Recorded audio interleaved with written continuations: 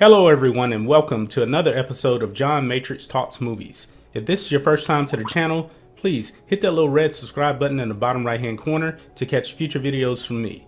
Today, Jon Favreau, he has a live action Star Wars series coming out next year and it is titled The Mandalorian. Now this is new territory for the Star Wars franchise. This is the first time that you will actually see a Star Wars series similar to the way you would see a series like Game of Thrones.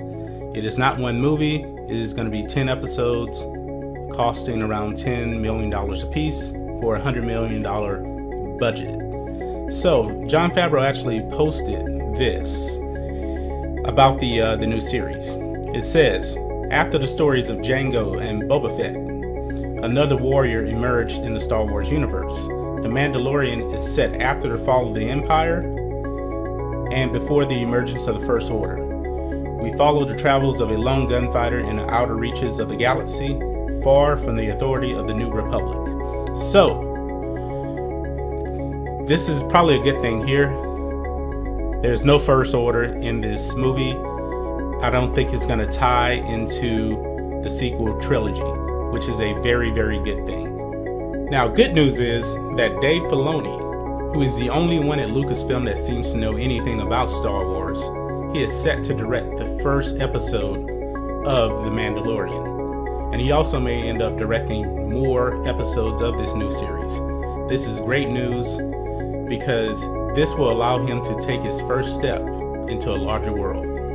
I expect that he will end up directing movies for Star Wars in the future. I said it before, this gentleman should be the head of creative of all things Star Wars.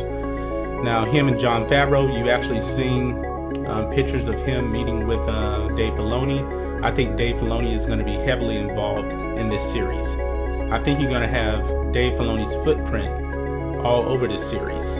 I think this series will follow what you have seen in the Clone Wars from the Mandalorians and especially Rebels. So the big thing that I'm curious about, yes, somebody is going to star in this role, but I do think that we will see Sabine. And I'm pretty sure that we will also see Ahsoka Tano. Now, if you watch the last episode of Rebels, you see that Sabine and Ahsoka, they go off looking for Ezra. And this is pretty much in the same time frame that The Mandalorian is going to be taking place. So I don't think that if you do see Sabine and Ahsoka, you won't see very much from them since they'll be out basically hunting for Ezra. But wouldn't it be pretty cool if you actually did get to see Ahsoka and Sabine in this series? Now, you will have to subscribe to the Disney streaming service to actually watch this show.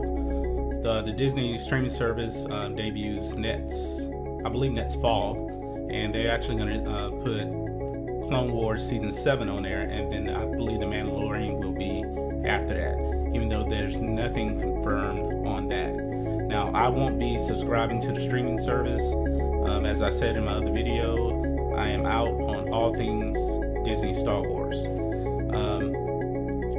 I think that this show can be really, really good because you do have Jon Favreau and you do have Dave Filoni. I believe as long as they keep the story group away from this show, as long as they keep Kathleen Kennedy away from this show, this could be a very, very good show. Now, I really was hoping that they would actually, go towards the Jedi and Sith, because I think that's what fans really want. I'm not sure that this is something that the fans really want to see. Because when fans think of Star Wars, they really want to see, lightsabers, the Jedi, the Sith, the Force. I don't think you're going to really get any of that, even though we know that Luke Skywalker is around during this time. But I don't think you're going to see him in this show at all. Now, I really do hope that they actually bring in Kevin Kiner to actually be the composer for the music for this series. If you're not familiar with his work, He is the composer for the Clone Wars series, and also he is the composer for Star Wars Rebels. He gives the music the feel of John Williams with putting his own touch on it. His music is the perfect blend of new Star Wars music and John Williams classic music. So I really do think that he should be the composer for this series, and I think he will be the composer for this series. Now, that's all I have for you today. Are you excited to see The Mandalorian? Do you plan on watching it? Well, if you do, please let me know in the comments. Give a thumbs up on this video. If you're new here, please subscribe to the channel, and we will catch you on the next video. Jon Matrixx, out.